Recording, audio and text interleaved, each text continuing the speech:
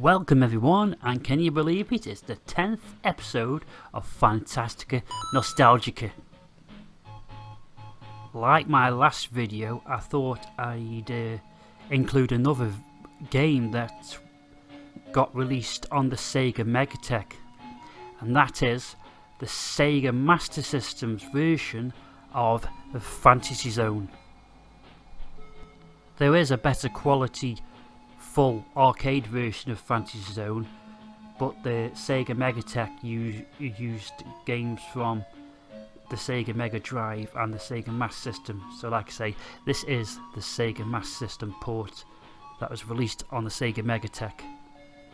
With a little bit of editing, I've got the story to roll right at the start of the video.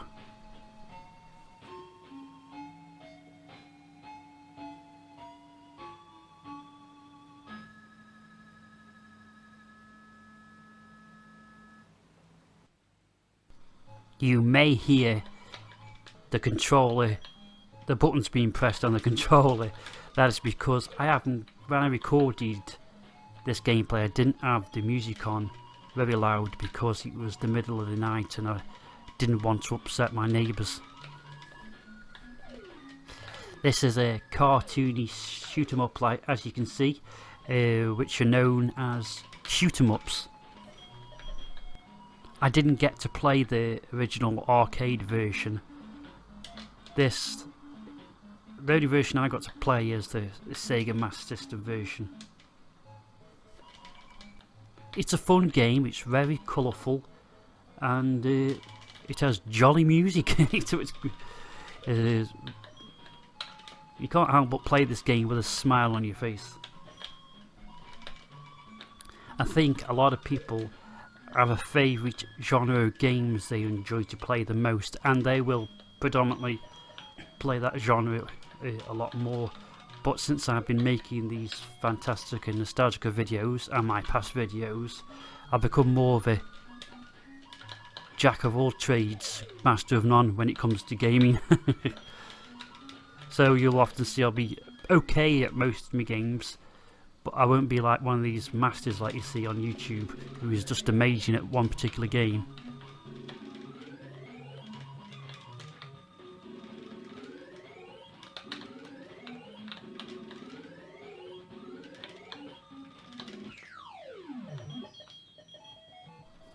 Boss beat. I like the ability to collect coins and upgrade your ship. It's a really nice element of the game. I watched a YouTube video of someone playing the arcade version of Fantasy Zone, and he managed to go through the entire game on 1 credit. The arcade version of the game, that is, on 1 credit. I'm not that good, but I'll do my best and see how far I can get. If you lose all your lives in this game, you can't continue anyway, so that'll fit in. Just like how I do play my other games anyway. I don't continue. I just usually see how far I can get on 1 coin. I realise I'm not the best, so whenever the shop appears, I always invest in an extra ship so I can last as long as possible. Another good thing when you're watching someone playing a game on the original hardware is it's less likely that they've got lots of cheats running in the background, because I've seen some people who play games who have invincibility and all that kind of stuff enabled. I find that the controls in this game are a little sensitive, and a lot of my deaths in this game are usually because I fly into something because the controls are a little sensitive.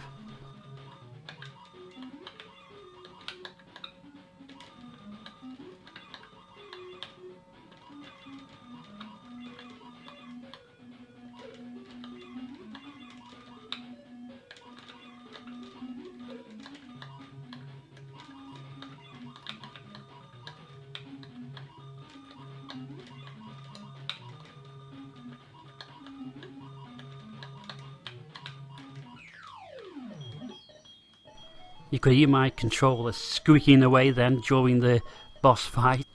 I'm quite fortunate that I've got a functioning Sega Master System controller left, because I noticed a lot of the Sega Master System Mega Drive controllers, they don't seem to age that well. Once a lot of them I find no longer work. I don't know if it's because they didn't use micro switches in the old game console controllers. I think the fact that the Neo Geo arcade sticks have got micro switches in is why they still work as well. Yep, but I did manage to find a working Mega Drive controller, even if it squeaks a lot. I say I'm using a Mega Drive controller because I have got Sega Master Systems, but I'm actually playing this through the power base converter on top of my Mega Drive, so I don't have to keep pulling out different consoles every time when I try another Sega game.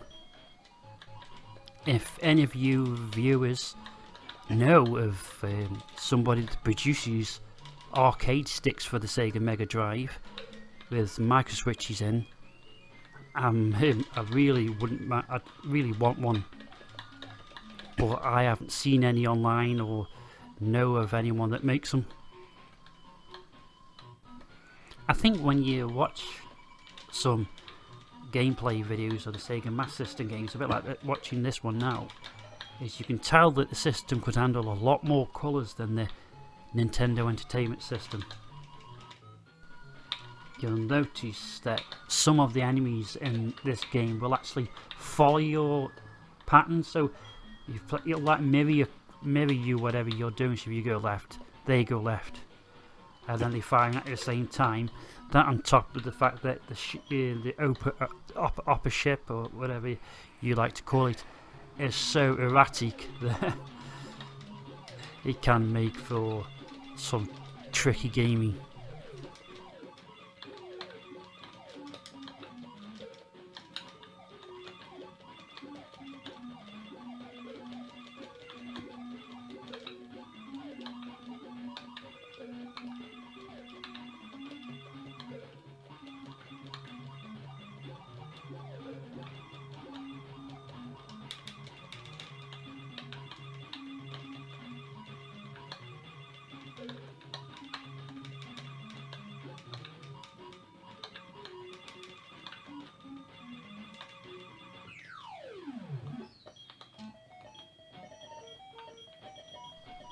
That was one of the more easier bosses, I think. Now things are going to start to get a little trickier. I guess with this running at 50 Hz, that means the game is the game is running slightly slower than, say, the Japanese or the Mega Drive version of this game. So that might give me a little teeny weeny bit of an advantage. The further you get into this game, it seems that the enemies get not just more aggressive, they fly at more extreme patterns.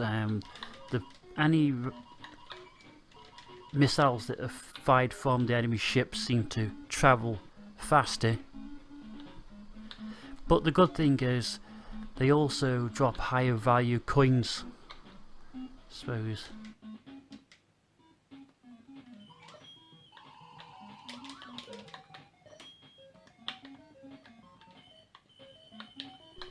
This laser beam should make short work of the enemy bases.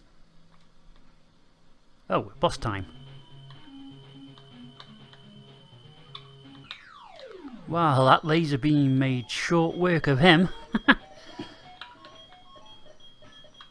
Off to round 5.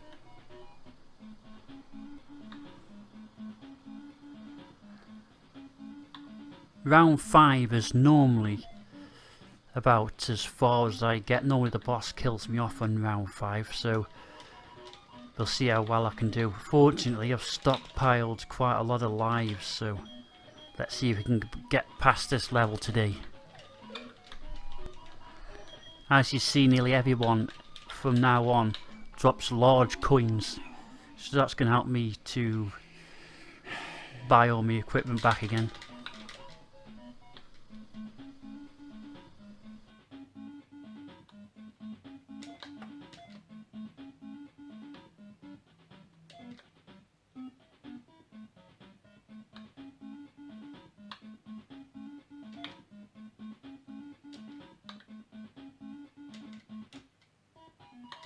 I thought I'd give the 7-way shot a go this time, see how good it is.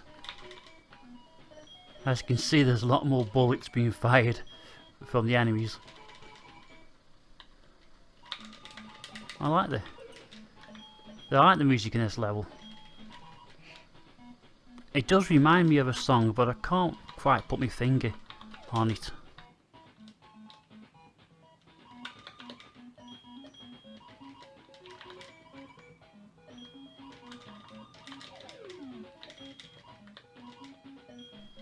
The enemies' bases in this stage can take a lot of damage. So, yes, like then. So, because the bases take so much damage, that I've got to be careful of enemies flying by. Because otherwise they can take me out while I'm focusing on trying to destroy their bases.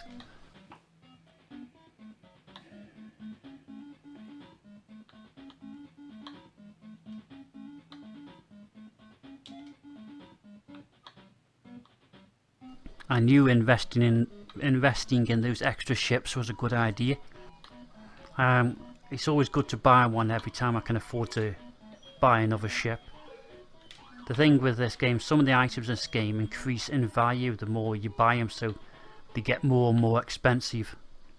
Right then, let's see if I can finally defeat my arch nemesis.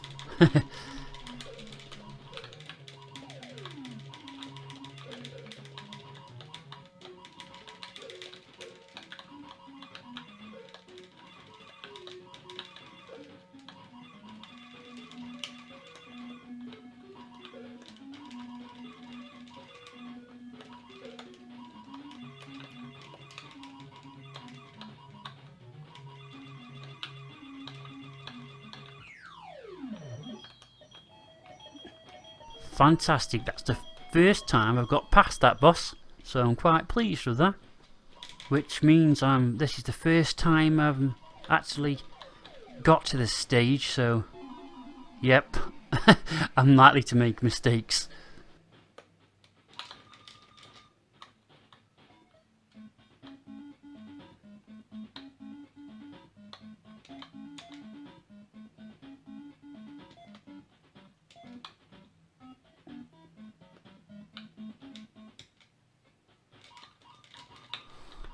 The quicker you destroy the enemy bases, the more likely you're not going to get killed, because it's obviously, while there's bases still around, they're going to throw lots of enemy ships at you. And that's the last thing you need, seeing as they're getting extremely highly aggressive now.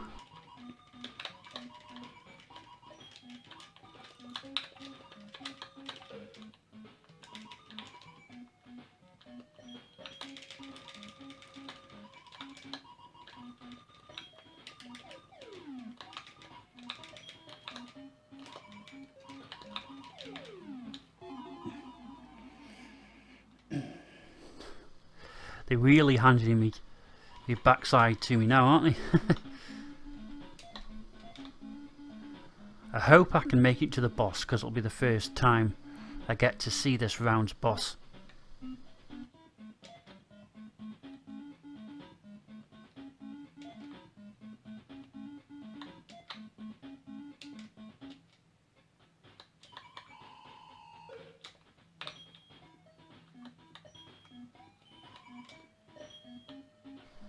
I don't seem to be able to find any more of the enemy's bases. There must be still some here if we aren't going to the boss though. Ah great, here it is. I wonder if he'll go to the boss now. Ah, here we go. This is going to be extremely challenging. Because I don't know his patterns. Oh, there we go. There's one of my lives gone.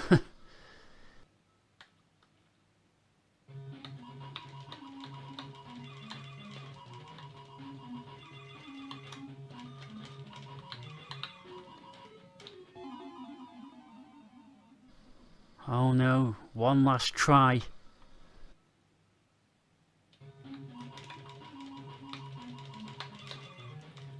Damn it. And it's all over. I can't complain too much though.